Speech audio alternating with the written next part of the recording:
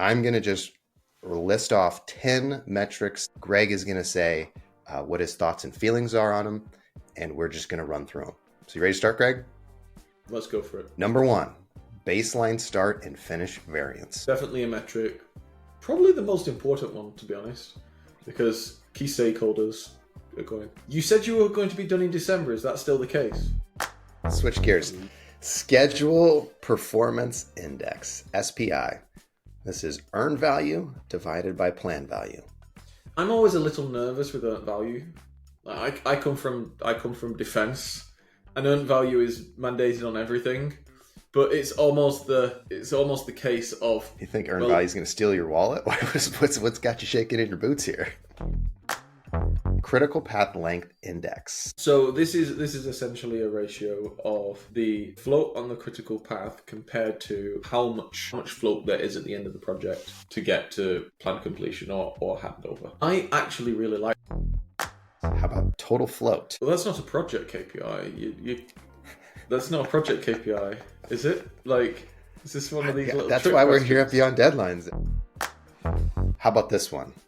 Percent complete. I think that's a very key KPI, actually. And again, it's a lot of projects don't fail because they get the advanced stuff wrong. A lot of projects struggle because they don't get the basics correct.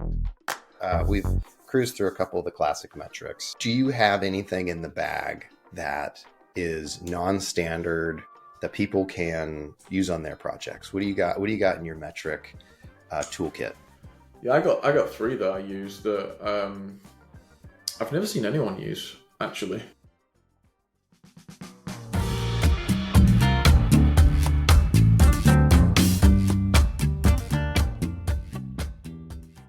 Hi, folks. A quick one before we dive into this week's episode. Our book, The Critical Path Career, How to Advance in Construction Planning and Scheduling, is out now, and you can order it on Amazon. We'll include a link below. This is a great way to show support for the Beyond Deadlines podcast, and Greg and I have worked extremely hard taking everything we know in our 30 years of experience, plus everything we've picked up from shooting this podcast, and we've tried to pack it into an information-dense book that you can use right away. In the book, we have specific strategies on how to get a raise, how to get a promotion, and find a new job. We include 26 of the best interview questions that we have come across, in addition to 34 specific impact ideas that you can go use on your projects today. We want to thank everyone who's shown us support so far and enjoy this week's episode. Welcome to the Beyond Deadlines podcast, where we tackle challenges that planning and schedule leaders come across on a day-to-day basis. My name is Micah, and I'm a planning and scheduling manager for Intel. And my name's Greg Lawton. I'm the CEO of an AI schedule management company called Nodes and Links. Here at Beyond Deadlines, we aim to give you tactics and strategies that you can implement day to day on your projects. Today, we're diving into metrics, and some folks even call these KPIs. That stands for Key Performance Indicators. Greg's going to be on the hot seat today. Greg, are you ready to get metriced? I love myself a good metric. It might be one of my most favorite episodes so far. Oh, wow. Wow. I hope you're not going to feel that way when we're done. Folks, we're going to start off today a little bit different. I'm going to just list off 10 metrics that I pulled up from ChatGPT. Greg is going to say what his thoughts and feelings are on them, and we're just going to run through them. So you ready to start, Greg? Let's go for it. Number 1, baseline start and finish variance. Definitely a metric. Probably the most important one, to be honest, because key stakeholders are going. You said you were going to be done in December. Is that still the case? Yes or no? So I'd just say, yep, that is a very good KPI, and probably the one you want to put at the front of the report, as long as it's good. Yeah. That metric needs to have a baseline, which I think is critical.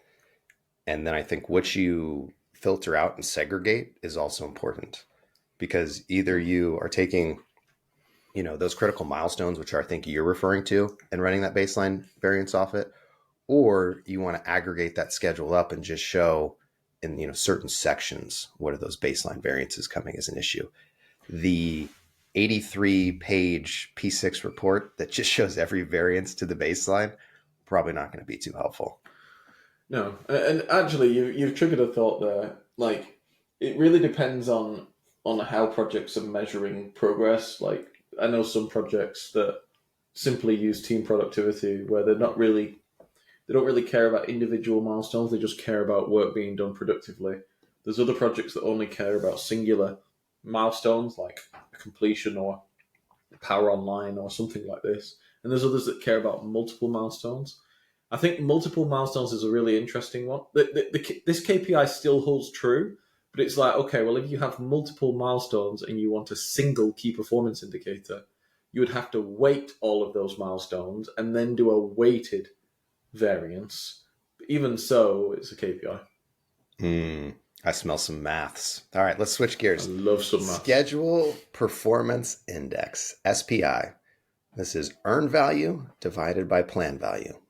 I was going to say this is different from the KPI that a lot of people mistake as SPI, which is your days delivered against planned days delivered. People regard that as it's schedule productivity, but it's not schedule productivity index. They're two different things. I'm always a little nervous with earned value. I come from defense, and earned value is mandated on everything, but it's almost the case of. You think earned value is going to steal your wallet? What's got you shaking in your boots here? Well, no, it all comes down, like, there's an element of subjectivity to it. For sure. There's an element of subjectivity of what is valuable and what isn't. And as we all know, really in these projects, value is not smooth. Value is integer based. So, like, having half a chip fab doesn't, like, what am I going to do with half a chip fab? But once you turn on the first chip fab, then I'm like, okay, I've actually got an asset that's valuable here. It's almost like building half a house. In reality, it's actually more of a liability than anything else. Like, you can't sell half a house very easily, but you could sell a full house very easily. So I'm always just a bit nervous of anything that's in the earned value management space, because there's no common way of calculating value. Therefore, all of the KPIs that spin off it, like SPI, CPI,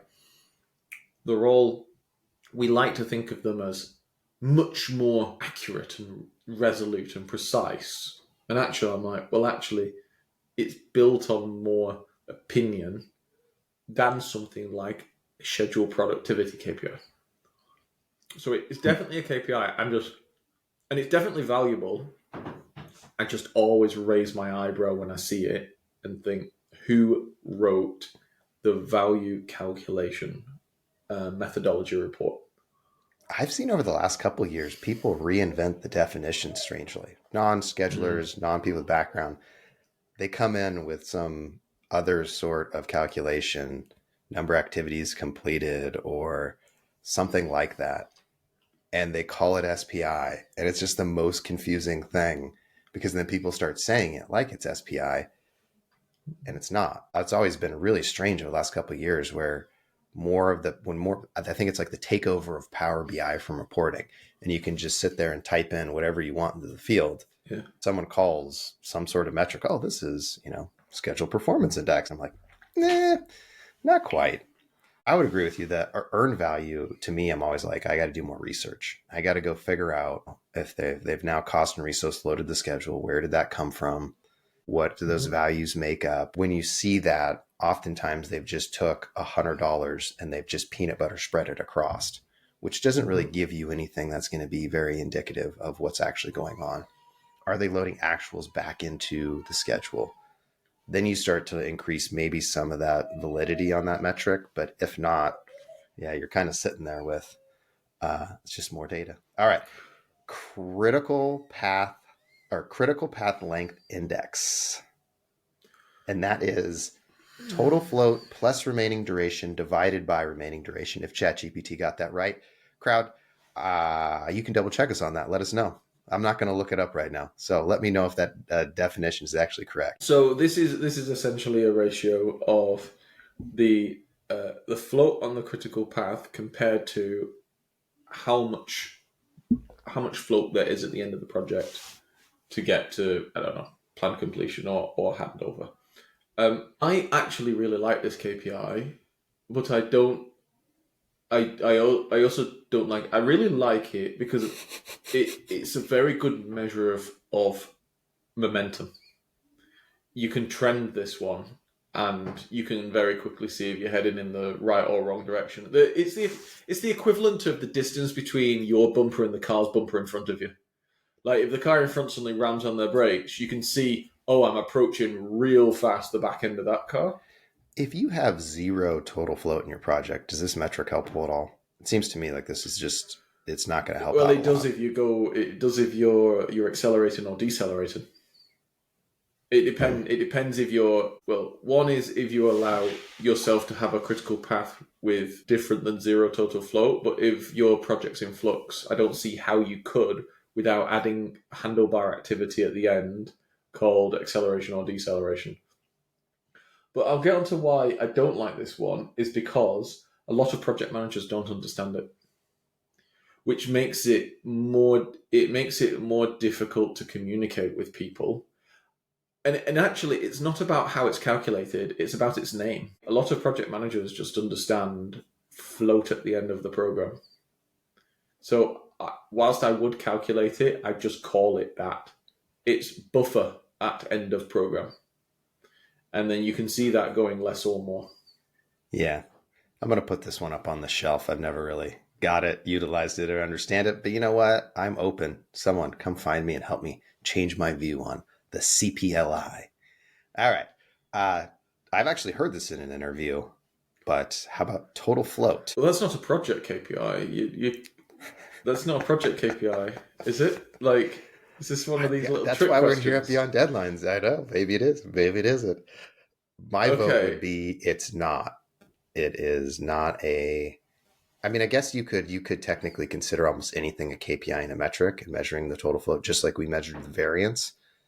But it's so basic and rudimentary that I yeah, I don't don't know what you'd know. see from this. I mean, you could trend it over time, you know, Why? where you see how much where your total float's going. I know. I'm In kind of asking. So you and I have this. Power BI has been great for the industry in that it's allowed us to automate a number of report generation and KPI generation. It's also been terrible for the industry because consultants who are paid on a per hour basis will think of 755 additional KPIs that each project needs and then spend 24 weeks implementing them so they get paid another couple of months of consulting salary. And I'm yeah, kind of sitting here going, yeah, it's a KPI, but is it answering a real critical question I have about the program? I'm not entirely see, sure. so it does, you know, because if you're looking at, let's say, an upcoming milestone and you have a decent critical path, it will tell you, you know, this is how much total float we have in between when this activity finishes and the milestone or whatever. You If know, you so it, define it, yes, if you yeah, constrain it, if you just go total flow and you're doing it for an entire program, I'm like, if you yeah, do okay. total flow for this path to this milestone, then I'm more like, okay. Which really, to be honest, if you flip it back, is then I'd be like, why don't you just use the critical path length index KPI? Ooh, cage match time, cage match Yeah. time. One of these days we'll have to get an actual schedule out and like walk through it. Hmm. All right. How about this one? Percent complete. Um. Yeah. I think that's a very key KPI actually. And again, it's a lot of projects don't fail because they get the advanced stuff wrong. A lot of projects struggle because they don't get the basics correct. And some very basic things is, for example, like the baseline variance. Like, when am I going to finish? When do I think I'm going to finish now? Another one is this, which is much simpler than anything earned value management, which is just how far through building that wall am I? Obviously, there's an entire science underneath. Well, what's your appropriate measurement? I'm always a massive fan of the simpler the better. Just count bricks or measure meters or do something very, very simple. And it gives a gauge. It gives a very good gauge. So I say this is absolutely a KPI, and it's a very, very good KPI. My favorite thing is when I open up that schedule and I ask, hey, how you doing percent complete? And they say duration. Time passes and the percent goes up. What's the problem here, Micah? This one you need to definitely have a good grounding. But I don't know. This kind of smells a little bit like total float to me, where I think if you do things with it and you aggregate it up, it can be a KPI or a metric. But in and of itself, just if I'm imagining myself in an interview and you ask me what's a key metric and I said percent complete, I think that come across a little bit strange to me. Why? I think you'd have to explain it a bit more. It's not really like a percent complete is not really like a metric, I would say. But I guess it is. Yeah. Well, of course, if you're in an interview, you flip this on its head and go, okay, well, the 5 things that we really need to know to be able to manage this program are these. And then you go, right, here's how like, none of these KPIs in isolation are any good. It's about, to be honest, it's what you did before. It's the specificity of them, saying, I'm going to do this for that thing. I think, I'm going to counter you there and say, mathematically, when you're on very, very large programs with large numbers of activities, actually tracking percent complete by duration is, on average, it technically works so long as you've not got long duration activities or handlebar activities, and so long as the number of live activities over the total number of activities is a very low number, because it's a fidelity thing, isn't it? Like, technically, you could just have a tick, which is the activity complete or is it not? That could actually just be a tick. And the percent complete is irrelevant. It's like, I actually don't care, because if I've got 100,000 activities and I know that 50% of them are ticked and 50% aren't, and all of them are generally about the same size, I'm like, screw it, it's 50% complete. I have thousands of schedulers grabbing their pitchforks, getting ready to storm your castle, Greg. You're walking into dangerous territory, my friend. I know. I would agree. There is a piece to what you're saying that is true. My thought process, though, is if you're going through the process of sitting down with a group of people and you're updating a schedule and you have a wide range of activities that are, not all just 1 to 2 day activities, it makes sense to me for the person who's managing the work, who sees what's going on, to say, this is a 10-day activity, we're 30% complete. And be able to look at, well, this is a 10-day activity, it's 30% complete, but we're 50% through the duration. That, to me, is what's beneficial about potentially using a physical percent complete over a duration percent complete. Because the duration percent complete, you don't get any understanding of where that subject matter expert thinks the work is. So that's one to me where, but the longer I'm in this game, the more I realize for any sort of physical percent complete, any sort of progress tracking, you need a wide variety of techniques and capabilities to match the techniques and capabilities that are on your project. Because some people will be able to do that physical percent complete.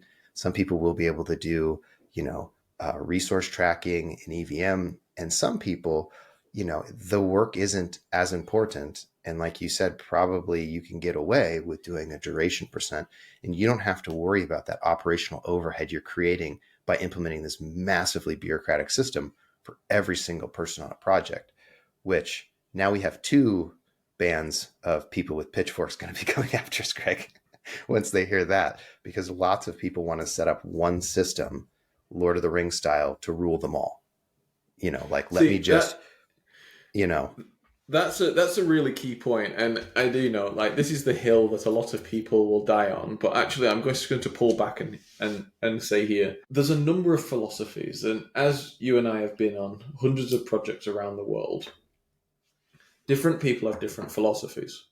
On one extreme is what I call easy life project completion philosophy, which is I'll set up a set of rules. For example, no activity can be more than 5 days, something like that. So they've made things granular, and I only care if it's complete or not. I don't care about any work in between. I just care if it's complete or not. And what they've essentially done is set up a structure whereby you're tracking progress just by activity count. Really. Really. You could do a bit of weighted duration, but the variance in duration is so low. between 2 and 4 days. Exactly. And in that instance, it is, I've got an easy life because people just say it's complete or not, or the QA just tells me it's complete or not. But the level of information that I'm getting out of the system is low. I'm just getting when things are complete, and I'm only able to assess productivity from a kind of pseudo productivity KPI. It's not really productivity. It's just the duration match. Whereas you've got the other philosophy, which is I need to understand productivity, and this is a bottom up. So this is every basis of estimate has been built up with an estimation of established productivity rates, equipment availability factors, materials availability and delivery factors, all of these things, and you're going bottom up all the way up now. And that now, which philosophy works best? Well, the first philosophy generally only really works if you can actually break projects down into that level. You can create 50, 100,000 activities of that level and track them through. You need a volume to kind of smooth over the lumpiness. But as you go kind of backwards, if you want to be able to get in and understand the productivity of functions and start to put actions in place to improve performance, you'll need some more detailed information. Also, if you have smaller projects or projects with greater task variance, you're not going to be able to do that. So actually, there's I was thinking a while ago, could I create like a mathematical equation to kind of say on this spectrum what's the perfect thing? And theoretically you can, but there's a lot of gray zone. And I actually think that dependent on the experience of the scheduler listening to this, they will have naturally done projects of size and complexity which disproportionately positions them to prefer a certain philosophy. But this is getting very deep now. So what I'd say is... I feel like thousands of schedulers were standing at your castle door and they all had their pitchforks out. And then they're kind of like, oh, well, I'm kind of bored now. I think I'm just gonna go. Yeah. I think Greg talked me off the ledge. I think we're cool still. Still. Let's go back to scheduling. Yeah. Okay. So let's talk about. We've cruised through a couple of the classic metrics. Do you have anything in the bag that is non-standard, that is something interesting that people can use on their projects? What do you got? What do you got in your metric toolkit? Yeah, I got 3 that I use that I've never seen anyone use actually, and 2 of them are down to a reverse philosophy, and one of them is just something that I've just never seen people use. So I don't care if the project's on time, which sounds strange, but let me position. I don't care if they the just project... grabbed it. They were walking away. The pitchforks are like, they turn around and what? I don't care. I care about the tipping points of performance, as in when's the business going to get paid, or when's the business going to need to pay a bill. These are businesses and they're in the game of making profit. And those aren't generally smooth functions. They're like, okay, if we go past the end date, we pay liquidated damages. So it's like, cool, I care about that end date. That's the one. What I care about in that is, so one KPI is my minimum productivity. What is my minimum level of productivity that if I go below means that I die? I hit that and start. I know that if I continue at that pace, I'm going to start getting liquidated damages. And in the car, this is your minimum average speed. It's like, I'm doing this journey. I need to get there before 5 p.m. What's the minimum average speed I need to hit in order to get there for 5 p.m.? And if my average speed goes below, I know I need to do something fast. So that's number one, which is my minimum productivity.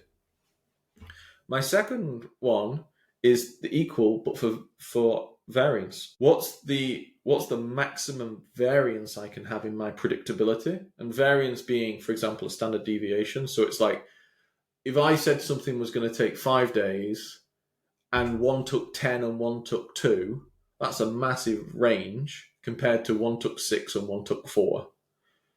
And when you're running the Monte Carlo simulations, they produce different results. The P positions fly all over the place. So I'd be like, what is the uncertainty range that gives me the P position that I need before I die? And I'd be tracking that too. And that's actually one that no one ever tracks that I ever see is uncertainty. And then the third one is just raw uncertainty. Like, what uncertainty am I actually outputting? What I've seen, my experience is in really big complex programs as opposed to lots of small simple programs. But on these really, really big complex programs, the two things that blow everything out of the water are actually uncertainty and change. Like, productivity, generally planners are very, very capable of putting in float within the program to account for levels of productivity. And managers are very capable of going into areas and increasing productivity for cost or whatever. But very few people I've seen are able to think about uncertainty and then go in and manage uncertainty out of a production operation. So I'd probably say those last two are the ones. Now, I've used those on lots and lots of programs, and it gives you a very, very early warning indicator that's hardly ever wrong of when something's going very, very off track. That was where I was going to jump in, is that those metrics really shine a light early on, because what your minimum, like on the first metric, if you break this threshold, you're in trouble. A lot of metrics that we went over today, they don't ever really have that minimum threshold, or they have almost like a get out of jail free card to their minimal threshold where people can explain them away. That's actually a really good point overall, with the metrics. Setting them up with these key failure points at the beginning to say we need to pump the brakes and really dive in and understand these is super huge. I think we've talked about on the show before, this we don't have time for, but this like bleeds into automated governance, how you govern a project based on different KPIs and metrics. It's pretty interesting stuff. Well, folks, Greg has a final thought. I heard the sigh and the head lean. That is very familiar to a final thought. I do head leans. My thought there was that actually, when I'm setting up KPIs for projects, each KPI has to be on something that I can control. People set up KPIs for ethereal things. So an ethereal thing would be total float over the total of the project or something like this. And I'm like, okay, that is an incredibly difficult thing to get my head around. And I can't directly control that thing. I have to do many things to control that thing. So they either set it upon ethereal concepts or concepts they can't control. And I'm like, actually, no, every single KPI has to be an individual thing that I can control. And then, to be honest, the world takes care of itself after that. So of those two KPIs, one is productivity. I can control productivity because I can hire more people. I can do double shifts. I can educate the team. I can de-scope. I can do lots of things. And the other thing around variance is I can bring in operations management experts and say, make this more predictable. So everything has to be almost a very, very singular subset of actions that come off a KPI turning red. It shouldn't be a KPI turning red and then everyone in the management meeting sitting there going, do I care? Like, that's a terrible case. It should be KPIs turn red, immediately turn to page 26, pick from one of the 8 things. Yeah. It's like a recipe book. That's exactly, and it's usually less do I care, more about, well, how do we go fix this? And they don't have a like a clear, hey, we're off in this direction and changing it. One thing before we jump off that we didn't cover is we didn't jump into operational metrics. And when you mentioned things you can control, if you're on a program and you're covering a small subset of work or a good sized subset of work, you may not be, as you mentioned, Greg, in that position to handle the total for the project, the big milestones of the project. And you can get some of these performance based metrics, operational based metrics. And we have to do a whole nother episode on this as well. Are people submitting their schedules on time? How much engagement do you have from your project managers? Are you getting your uploads in? Are the reports being done on time? That whole piece of it on the other side of scheduling, that's just what is your step-by-step functions, super huge to track KPIs on, because the more efficient you can get with the operation of the schedule, the more you can start looking at impactful stuff to do in the schedule. If you have I'll call it like a bleeding cycle, where by the time you get one update in, you're already doing the next updates, you've just turned yourself into an update function and you're not actually providing value and impact to the project. So there are many operational metrics I just mentioned, but I'd highly recommend people look at those for metrics and KPIs as well, because that's going to be able to help you shift into more impactful work. Well, folks, hope you enjoyed this week's episode on metrics. If you have any metrics that you enjoyed, please share them in the comments below. We'd love to see what everyone out there is doing in the world. So for us, from Beyond Deadlines, have a great week.